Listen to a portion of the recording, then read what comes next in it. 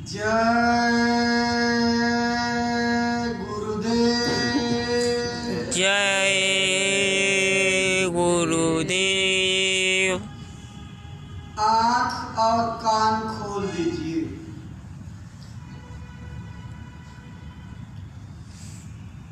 आप सभी प्रेमी भाई बहन जो गुरु महाराज के इस परम पावन आश्रम पर मौजूद हैं, आवाज को सुन रहे हैं और किसी आवश्यक सेवा कार्य में व्यस्त नहीं हैं, तो थोड़ा सा समय निकालकर दर्शन मंच के सामने आ जाइए। आपके साथ मिलकर कुछ गुरु महाराज के वचन वाणियों की, उनके अमर संदेशों की चर्चा हो जाए। आप सभी भाई बहन मालिक के परम पावन नाम का उच्चारण प्रेम के साथ जोर से करेंगे। सभी लोग बोलिए जय गुरुदेव। जय गुरुदेव। जय गुरुदेव। जय गुरुदेव। जय गुरुदेव। नाम किसका? प्रभु का। प्रभु का पावन नाम। जय गुरुदेव। प्रभु का जागृत नाम। जय गुरुदेव। हम करोड़ों प्रेमियों के जीवनाधार परम समर्थ दयाल सतगुरु परम पूज्य स्वामी जी महाराज, गुरु महाराज के दया कृपा के आधार हमारी संस्था के प्रमुख परम श्रद्धेय पूज्य महाराज जी, संस्था के वरिष्ठ सम्माननीय पदाधिकारी सदस्यगण, आप सभी गुरु महाराज के भाव भक्ति के धनी, अपने जीवन को सुधारने संवारने में लगे, दिन रात अथक परिश्रम कर रहे और अपने मन के साथ जूझ रहे आप सभी साधक भाई बहनों, माताओं, बच्चों, धर्म प्राण सज्जनों, प्रेमी भाई बहनों, यह संसार एक कागज की पुड़िया जैसे है। कागज की पुड़िया को अभी गिलास के पानी के ऊपर डाल दीजिए तो कुछ देर में गलते गलते गलते गलते उसका अस्तित्व खत्म हो जाता है। ठीक इसी तरह ये दुनिया भी जब काल के हवाले होती है तो गलते गलते गलते गलते इसका अस्तित्व खत्म हो जाता है। अगर इस दुनिया में आकर के कोई सदा रहने की कोशिश करे, अड्डा जमाने की कोशिश करे, यहाँ पर सदा बने रहने की बात सोचे, तो उससे बड़ी अज्ञानता कोई नहीं हो सकती। क्योंकि हम रोज देख रहे हैं, हमारे सामने से लोग जा रहे हैं, लोगों की सांस पूरी हो जाती, चलता फिरता शरीर मुर्दा हो जाता, श्मशान घाट पर पहुंचा करके जला दिए जाते, दफना दिए जाते। ये घटना कोई एक दिन होती है, रोज रोज हो रही है। अब तो इतनी ज्यादा होने लगी कि हम संवेदनहीनता की स्थिति में आ गए। पहले अगर दूर किसी प्रदेश में जो है, दूर अगर कहीं कोई घटना पता लगती थी कि आज किसी की अकाल मौत हो गई है, तो गांव में चूल्हे नहीं जलते थे।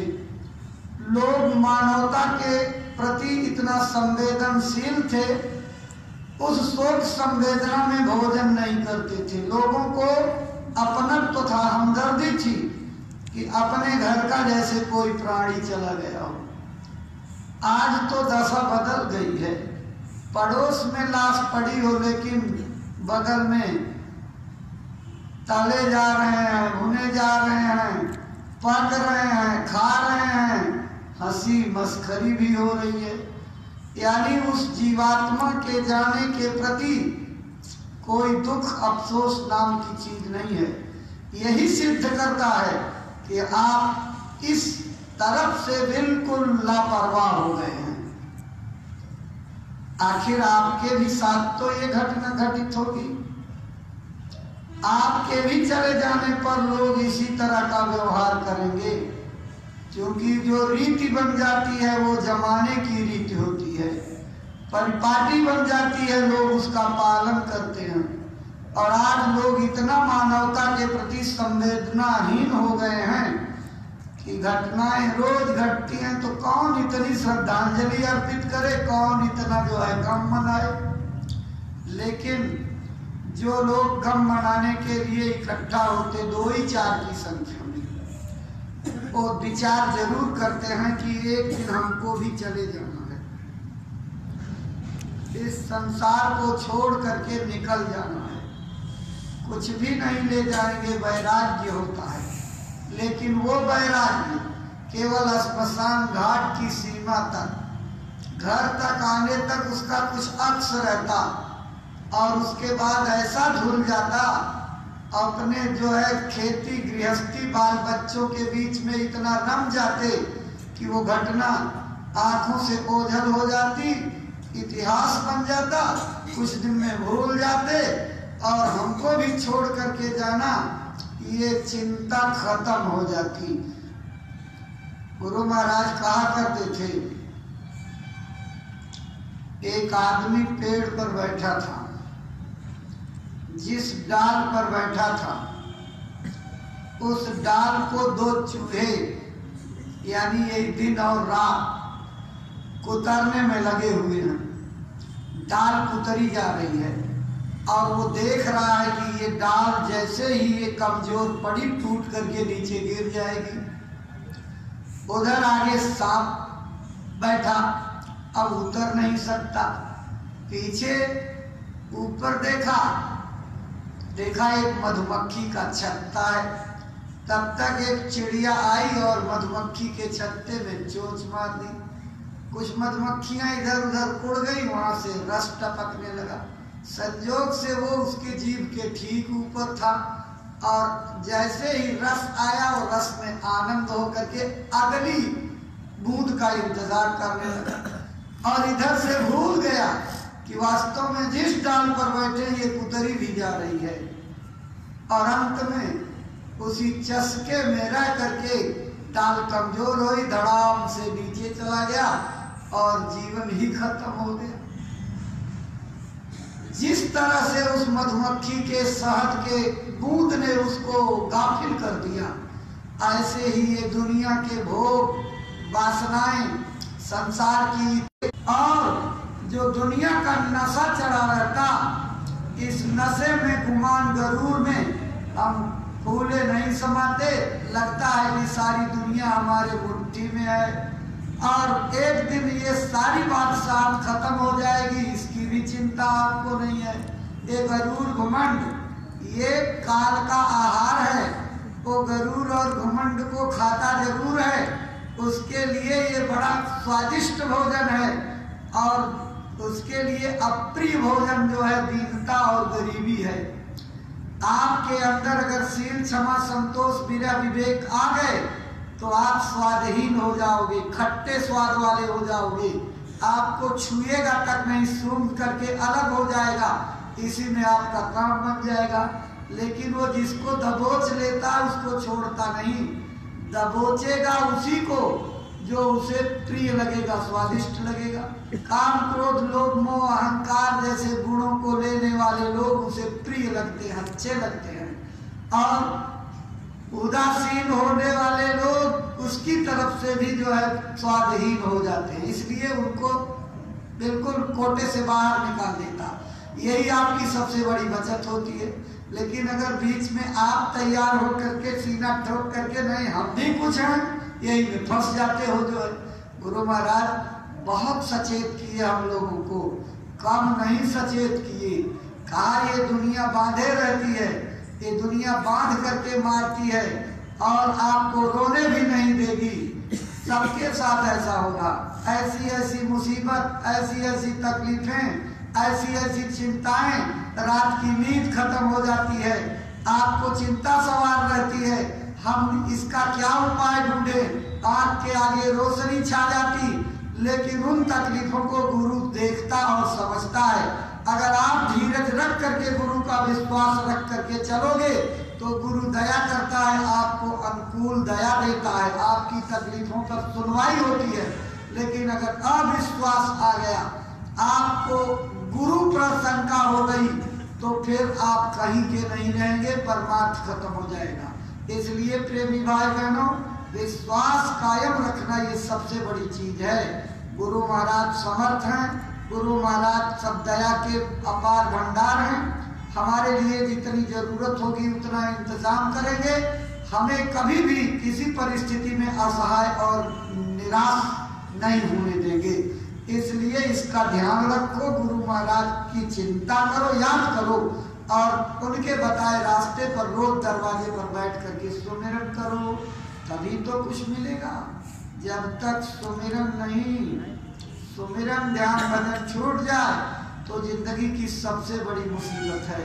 गुरु महाराज ने तो बहुत सचेत किया, हमको बहुत पढ़ाने की कोशिश की कि मेरे रहते, मेरी सासों के रहते कर लो, नहीं तो फिर तुम बहुत रोगे, आज वो दिन आ गए। लेकिन उनकी बलिहारी आप सबके लिए उन्होंने ऐसा प्रबंध कर रखा। गुरु महाराज ने अपनी प्रतीकात्मक शक्ति को यहाँ पर आपके बीच में छोड़ करके गए, संभाल करने के लिए, देख रेख करने के लिए, नए आने वाले लोगों को रास्ता बताने के लिए। पूज्य महाराज जी के बातों को सुन करके आप गुरु महाराज की वचनों को याद कीजिए। वचन के तार जोड़ेंगे तो आपको समझ में आएगा कि गुरु महाराज जो संकेत कर रहे हैं उसी नक्शे कदम पर पूज्य महाराज जी चल रहे हैं। और उनकी दया कृपा का अनुभव घाट पर बैठ करके जो लोग मेहनत कर रहे हैं उनको मिलेगा, जो मेहनत नहीं करेगा उसको कभी मिलेगा नहीं। गुरु महाराज कहते थे, मुझसे ज्यादा खोल करके कहने वाला कोई नहीं, इतना स्पष्ट कोई बताएगा नहीं। मैं खुले मंच से कह रहा हूँ, अगर तुम करोगे तो पाओगे, नहीं करोगे तो नहीं पाओगे। मालिक किसी की मजदूरी अपने पास नहीं रखता, सबकी मजदूरी सबके हवाले कर देता है, अपने पास नहीं रखता। अब आप मेहनत ही नहीं करोगे तो कैसे होगा जी भाई? इसलिए मेहनत करो। मेहनत करने में आपको जो भरोसे का लाभ तो आपको मिलेगा, लेकिन अगर आपने मेहनत नहीं की तो मेहनत के साथ जो है अगर आपने बेईमानी की तो फिर दया नहीं मिलेगी। मेहनत गुरु पर भरोसा करके की जाए तो फलदायी होती है। कभी गुरु महाराज चर्चा करते थे, एक गुरुद्वारे में सेवा लगी हुई थी। उस समय गुरु कहीं बाहर सत्संग के लिए दौरे पर गए थे। एक आदमी काम की तलाश करते हुए आया। जो लोग काम कर रहे थे उनके मेट ने कहा, भाई कहाँ आए हो? कहा काम की तलाश में। कहा काम तो हो रहा, लग जाओ। कहा मजदूरी? अरे कहा मजदूरी देने वाला देगा तो काम करो। बस वो लग गया, सुबह से शाम लगा रहा, फिर दूसरे दिन लगे रहा, तीसरे दिन लगा रहा, चौथे दिन 7 दिन तक मेहनत करते रहा। 7 दिन मेहनत की और 7 दिन के बाद जब सबको पैसा बंटने लगा तो उसने सोचा कि मेरा भी नंबर आएगा। तो मेट लोगों ने कहा रजिस्टर में तो तुम्हारा नाम ही नहीं है, तुमके कैसे मजदूरी मिलेगी। तो गया अंदर, उसने सोचा वो 7 दिन की मजदूरी जो है चली गई। अब 7 दिन कुछ नहीं किया, तो रोते हुए घर पहुंचे निराश होकर के। जाकर के बिना कुछ खाए पिए सो गए। रात के समय किसी ने दरवाजा खटखटाया। दरवाजा खटखटाने पर देखा कि एक सफेद दाढ़ी बाल वाले एक साधु बाबा खड़े हैं। उन्होंने जो है पूछा, आप कैसे आए। अरे कहा, बच्चा ये तुम्हारी मजदूरी रह गई थी, उसको देने आया। उसके लिए 2 थैले लेकर के आए थे, खाने पीने का सामान, गृहस्थी का सामान और भी जो भी जरूरत थी पूरा उसमें भरा। और दूसरे दिन वो सबसे पहले जो है जाग करके गया, वहां सेवा पहले से करता रहा। लोगों ने कहा, भाई तुम तो गजब के निकले, तुमको मजदूरी भी नहीं मिली और बिना मजदूरी के तुम इतनी जल्दी आकर सबसे पहले काम पर लग गए। कहा, भाई तुम लोग बहुत दिनों से मजदूरी करते करते जो पाए होगे वो मुझे बर्दाश्त कर, बड़ी कृपा कर दी जो आपने मजदूरी नहीं दी। आप मजदूरी देते तो उसी पैसे में हम फंस जाते, लेकिन मजदूरी न लेने का नतीजा कि वो मजदूरी देने वाला मेरे घर पहुंचा गया। तो जब बिना तुम्हारे रजिस्टर पर लिखे मेरी मजदूरी मेरे घर पहुंच गई, तो हम जितना ज्यादा करेंगे वो मेरे घर मजदूरी पहुंचाने वाला पहुंचाता रहेगा। इसलिए मुझे पूरा पक्का भरोसा है कि आप दो ना दो, आप काम पर लगाओ ना लगाओ, लेकिन हम भरोसे से जिसका काम कर रहे हैं वो मेरी मजदूरी मेरे पास पहुंचाता है। इसलिए प्रेमियों, गुरु महाराज पर कभी अविश्वास मत करना। विश्वास फलदायकम, विश्वास फल देता है। गोरखपुर में स्वामी जी का कार्यक्रम लगा था। एक पंडित जी अपनी लड़की की शादी के लिए 5 बोरा गेहूं अपने भूसे में रखे थे। सत्संगियों की मीटिंग हो रही थी और उस समय जो है कोताही का समय, जिस समय सारे घरों में अनाज खत्म हो जाते, ऐसी स्थिति में जो है कार्यक्रम लग गया। सब लोग विचार करने लगे, बहुत पुरानी बात है। तो किसी ने 1 किलो, किसी ने आधा किलो, किसी ने 2 किलो गेहूं लिखाते लिखाते मुश्किल से 15-20 किलो गेहूं पूरी सेवा के रजिस्टर पर आया। तो पंडित जी ने सोचा कि 15 किलो में कौन सा भंडारा चलेगा। अब ऊहापोह शुरू हो गया, गेहूं तो रखा है लेकिन दे देंगे तो शादी में क्या खर्च होगा। उधेड़ बुन चलते चलते सब सुनते रहे सबकी बात। सत्संगियों ने जोर लगाया, भाई भंडारे के लिए और जोर लगाओ, लेकिन अब था ही नहीं, जिसके पास जो कुछ था उतना लिखा। तो पंडित जी खड़े हुए, आत्मबल मजबूत करके, सोच करके कहा, प्रेमियों अब देखो गुरु महाराज का कार्यक्रम है, अब इतने से भंडारा चलेगा नहीं, चलो भंडारे की सेवा मेरे जिम्मे कर दीजिए और गुरु महाराज के भंडारे की जिम्मेदारी हम लें। सारे संगत का जो है गजब हो गया। सब लोग कहते हैं 1 किलो 2 किलो, ये कहता पूरे भंडारे की जिम्मेदारी हमको दे दो। लोगों ने कहा कैसे करोगे, सबके घर तो 1-1 2-2 किलो रह गया, तुम्हारे घर। अरे कहीं गुरु महाराज देंगे जो है। चले गए और अपनी पंडितानी को रात में बातचीत करके तैयार किया। कहा देख गुरु महाराज खजाना भर देते हैं, अरे तू तैयार हो जाए, ये सब मैंने वादा कर लिया गुरु महाराज के भंडारे के लिए। कोई आवे तो कुछ बोलना नहीं, मेरी नई बदनामी हो जाएगी। वो मान गई बात जो है। सारा बोरा 5 निकाल करके दे दी, छुट्टी हो गई। और शादी के लिए सोचा कि जब अनाज ही नहीं तो क्या करेंगे, बेरुख रहे। एक दिन भूसा जो है गायों को डालने के लिए निकालने गई तो दौड़ करके पंडितानी आई। कहा पंडित जी तो जल्दी से आप गिनती सही नहीं कर पाए, 1 बोरा उसी में रह गया। कहा मैंने 5 बोरा गिन के रखे, 5 दे दिया। कहाँ से? चलो दिखाई क्यों नहीं। ले गए और ले गई, जब खोदा तो देखा 1, उसके पीछे दूसरा, उसके पीछे तीसरा, उसके पीछे चौथा, और भूसा खोदा तो 5 बोरा उसी भूसे में निकल आए जो है। अरे पंडित जी ने कान पकड़ा, कहा कहीं मेरी भूल थी तभी गुरु महाराज को ये खेल करना पड़ा। बिना किसी कार्यक्रम के भाग करके आए, पुराने आश्रम पर रहते थे। स्वामी जी से कहा, स्वामी जी ऐसा हो गया, हमने तो 5 बोरे भंडारे में दे दिया। तो गुरु महाराज ने अपने ऊपर नहीं लिया। कहा अरे गुरु महाराज के बड़े लंबे हाथ हैं, गुरु महाराज दया करते हैं, उनको मेहरबानी हो गई उनकी। जाओ ठीक है, अपना काम करो, शादी तो नहीं टाल दी है, जाओ शादी करो। अब आधार मिल गया और शादी भी हो गई, काम भी हो गया, सेवा भी हो गई। तो गुरु महाराज अपने भरोसेमंद शिष्यों की इस तरह से मदद करते हैं। 1-2 नहीं, हजारों हजार प्रेमियों की हजारों। एक मास्टर साहब मिल गए, अब तो जो है बिल्कुल बहुत बुढ़े हो गए, चला फिरा नहीं जाता, गोरखपुर के थे, अब तो दूसरे नगर में जाकर रिटायर होकर रहने लगे। मिले, एक बार आप बीती सुनाते हुए उन्होंने कहा, भैया गुरु महाराज का वो जलवा देखा है कि आज भी आंसू आ जाते हैं। हमने पूछा कि आखिर आपके साथ चला जाएगा वो संस्मरण, हम लोगों को सुना दीजिए कम से कम, अब लोग उसकी चर्चा तो करते रहेंगे। बताना शुरू किया कि उस समय वो प्राइवेट नौकरी करते थे स्कूल में, सरकारी तो बाद में हुए थे। उन्होंने कहा कि गुरु महाराज का कार्यक्रम लगा था, प्रिंसिपल साहब के पास गए। हमने कहा प्रिंसिपल साहब कल मेरे गुरु महाराज आ रहे हैं, छुट्टी दे दीजिए, दर्शन करने जाएंगे।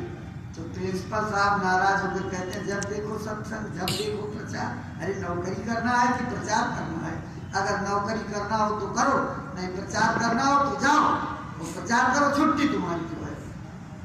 आए घर पर बहुत रोए, तो रात भर में समझ में नहीं आ रहा कि 2 पैसे आधार बना हुआ उसको छोड़ देंगे तो फिर क्या बनेगा, गुरु का दर्शन छोड़ देंगे तो पता नहीं। लेकिन अंत में इस फैसले पर कि नौकरी चली जाए, लेकिन हम गुरु महाराज का दर्शन नहीं छोड़ेंगे।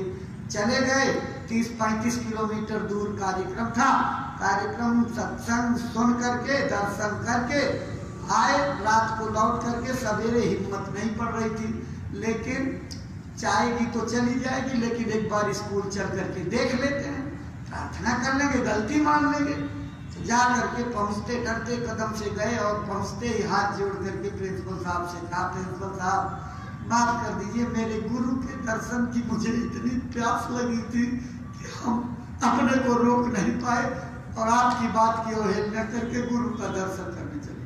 झिड़कते हुए प्रिंसिपल ने कहा, क्या कहा, झूठ बोलते हो, कल तो तुम स्कूल आए थे। कहा नहीं प्रिंसिपल साहब, तो गुरु महाराज का दर्शन करने गए थे। उठा करके रजिस्टर पटक दिए, कहा ये अटेंडेंस रजिस्टर देखो, तुमने दस्तखत किया कि नहीं? देखा, हूबहू दस्तखत जो है उसमें हुई। और जब स्कूल के बच्चों को पढ़ाने गए, बच्चों से पूछा क्या पढ़ाना है, एक पाठ छोड़ करके अगले पाठ को बच्चों ने बताया ये पढ़ाना। तो कहा कि भाई ये पाठ तो हमने पढ़ाया नहीं। अरे गुरुजी इतनी जल्दी भूल जा रहे हो, कल आप आए और कल ही आप इस पाठ को पढ़ाए। उनको समझ में आ गया कि मेरी गैर हाजिरी में मेरे गुरु महाराज ने मेरी ड्यूटी निभाई, मेरी इज्जत बचाने के लिए। प्रेमियों, गुरु महाराज अपने समर्पित भक्तों की किस तरह से हिफाजत करते कि हम जान नहीं सकते उनकी महिमा को। इसलिए हमको कभी भी अपने अंदर गुरु महाराज के प्रति अविश्वास, उनकी शक्ति कमी हमारे अंदर है, हम उनको अपने अनुकूल नहीं ले पाते हैं, हम अपनी सेवा से उनको खुश नहीं कर पाते हैं। अगर हमारे अंदर उनको खुश करने के भाव पैदा हो जाए, हमारे अंदर उनके लिए तड़प पैदा हो जाए, तो गुरु महाराज हमसे दूर नहीं होंगे, गुरु महाराज की दया दूर नहीं होगी। हम अपनी करनी से, अपने पाप कर्मों से, गुनाहों से उनसे दूर चले जाते हैं। इसीलिए सत्संग में रोज ये बात सिखाई पढ़ाई जाती है कि अपने को गुरु महाराज का भक्त बनने की कोशिश करो, बंदा बनने की कोशिश करो। बंदगी बहुत मुश्किल है, सबके बस की नहीं है। यहाँ गर्दनों को काट करके चढ़ा देना पड़ता है। ये प्रेम का दरबार है और प्रेम के दरबार के लिए महात्माओं ने कहा कि ये मौसी का घर नहीं है। लोग अपनी रिश्तेदारी में सबसे नाजुक रिश्ता मौसी का समझते हैं। मौसी के घर में बिना रोक टोक के जिस चीज को चाहो उठा लो, ले लो, कोई रोक टोक नहीं है। लेकिन ये प्रेम का घर है। महात्माओं ने सचेत किया, ये तो घर है प्रेम का, खाला का घर ना। शीश उतारे भूई धरे, तब बैठे घर माए। इस प्रेम की पाठशाला में पहले अहंकार की गर्दन को, आपा की गर्दन को, गरूर और घमंड की गर्दन काट करके चढ़ा देना पड़ता है, तब प्रेम की पाठशाला में भर्ती हुआ जाता है। इसीलिए महात्माओं ने कहा आपा में जीवत मरो तब पाओ करतार। अपने आपा को खत्म कर दो, और आपा यानी अपनत्व का भाव खत्म हो गया। जब तक आपके अंदर मैं रहेगा तब तक परमात्मा आपसे दूर रहेगा। जिस दिन मैं का भाव खत्म कर दोगे परमात्मा आपके सामने होगा। जब मैं था तब हरि नहीं, अब हरि है मैं नहीं। जब तक मेरे अंदर मैं का अहंकार था तब तक प्रभु मुझे मेरे पास फटका नहीं, और जब मैंने अपनापन यानी मैंपन खत्म कर दिया मेरे पास परमात्मा ही परमात्मा, गुरु ही गुरु रह गया और बाकी सब चीज निकल गई। कहते हैं कि गुरु की दया होने पर यही होता है। इसलिए गुरु महाराज की दया लेने के लिए प्रेमी भाई बहनों भाव बनाइए। भाव वो भाव का भूखा है, उसे और किसी चीज की भूख नहीं है। अगर गुरु जो है भाव को पा गया तो आपके ऊपर फिदा हो जाएगा। गुरु महाराज कैसे फिदा होते हैं मालूम है? जिसका भाव और भक्ति उसके पीछे चल देते हैं। हृदय अहीर वहां रहता था जो है राजापुर में, उसको सेवा करते करते नामदान दे दिया, कमाई करवा दिया, पूरी पहुंच का हो गया, अपने समान बना दिया, फिर भी वो सेवा करता था। अगर समान बन गया तो आदमी के अहंकार आ जाता है कि हम तो इनकी पहुंच के हो गए, हम तो, लेकिन फिर भी रोज ही रोज वो मेरे पासे पड़े, मेरी झोपड़ी में पड़े, लोग सब चले जाएं, वो मेरी सेवा करे। सेवा करते करते हमने उसको काम बना दिया, उसका ताला खोल दिया, और उसके बाद जब वो पहुंच का हो गया, एक दिन बच्चों की याद आई तो उसने कहा घर जाना चाहते हैं। हमने उसको कह दिया कि जाओ चले जाओ, और जब घर चला गया तो मेरे बिना उसको देखे था नहीं जाता था। मेरे मन में उसकी याद आती थी, वो मुझे याद करे न याद करे लेकिन मैं उसे याद करता था। कैसे लिखा है उन्होंने अपनी किताब में, हमारा चित हृदय में बासी, हम चल गए नगर में काशी। मेरा चित्त जो है हृदय में लगा हुआ था, इसलिए मैं अपनी राजापुर में नहीं रह पाया। अपना डंडल कमंडल उठाया और पैदल चलते हुए काशी पहुंच गया जहां उसका घर था। पूछते पूछते किसी ने परिचय बताया कि हाँ यहाँ रहता है, बुला लाया, गुरु जी की कुटी रमाई। ये सब इसका एक रहस्यमय इतिहास है, लेकिन भाव तो इतिहास का बन गया। जिसके अंदर भाव भक्ति प्रेम अगाध होगा वो गुरु महाराज की संपूर्ण दौलत का अधिकारी हो जाएगा। कोई भी चीज आपसे बाकी नहीं लगाएंगे, सारा खजाना आपके ऊपर न्यौछावर कर देंगे, अध्यात्म की पूरी विद्या आपको दे देंगे, लेकिन विश्वास में कमी रहेगी तब ये चीज मिलेगी नहीं। इसलिए निर्मल बनने की कोशिश करो। छल कपट को तो बहुत करते जमाना बीत गया जो है, अब निर्मल बनो। निर्मल बिल्कुल पाक साफ बन जाओ। आपके अंदर कहीं कोई चीज आती भी हो, घर कर रही हो, मौका पाते ही उनके सामने खोल लो, चाहे खराब से खराब हो चाहे अच्छी से अच्छी, भार से मुक्त हो जाओगे। भली बुरी खोटी खरी गुरु आगे सब खोल करके कह देना चाहिए, और खोल करके कह देने पर बोझ उतर जाता, दया हो जाती और आगे का काम बन जाता है। इसलिए परमार्थ के प्रवीण विद्यार्थी बनो। प्रवीण विद्यार्थी माने चतुर विद्यार्थी, नाम का विद्यार्थी नहीं, काम का विद्यार्थी बनिए। हर चीज पकड़ने की कोशिश करिए और पकड़ करके उस पर चलने की कोशिश कीजिए कि गुरु महाराज ने ये बात क्यों कहा, हमारा क्या फर्ज बनता है। अगर इशारे में कही गई बात को हम आप समझ लेते, आज हमारी आपकी दुनिया अलग होती, परमार्थ का दर्जा अलग होता। लेकिन हम कदम कदम पर गफलत करते हैं, कदम कदम पर बातों को भूल जाते हैं, अविश्वास पैदा हो जाता है, ढुलमुल यकीनी आ जाती है, गुरु के सामने गलतियां करते हैं और ये मान लेते हैं कहाँ देख रहे हैं, और इसी में आपको बोझा भी लग जाता। गुरु को मनुष्य कभी नहीं समझना चाहिए। वो ऐसे मुकाम पर होते हैं जहाँ से सारी दुनिया सृष्टि दिखाई पड़ती है।